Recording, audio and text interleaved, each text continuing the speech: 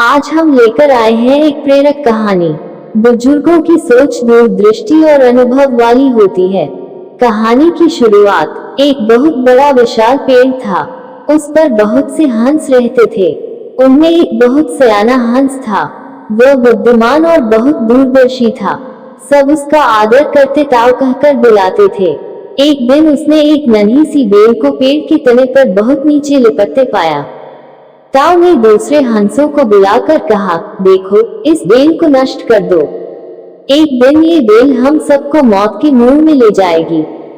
एक युवा हंस हंसते हुए बोला, ताऊ, ये छोटी सी बेल हमें कैसे मौत के मुंह में ले जाएगी? सयाने हंस ने समझाया, आज ही तुम्हें छोटी सी लग रही है। धीरे धीरे ये पेड़ के सारे तने को लपेटा मारकर ऊपर तक आएगी।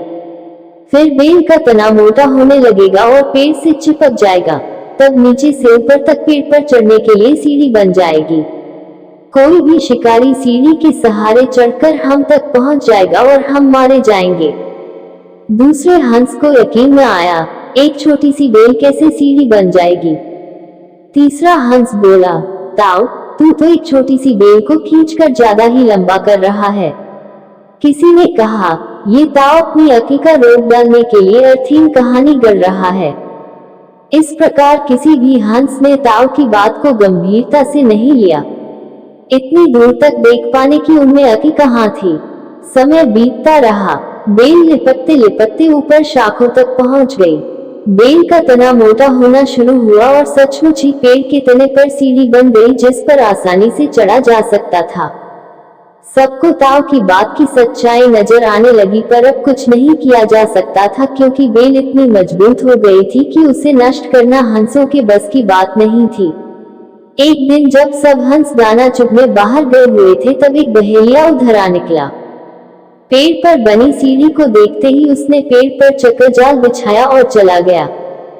सांझ को सारे हंस लौट आए। पेड़ पर उतरे तो बहेलिये के जाल में बुरी तरह फंस गए।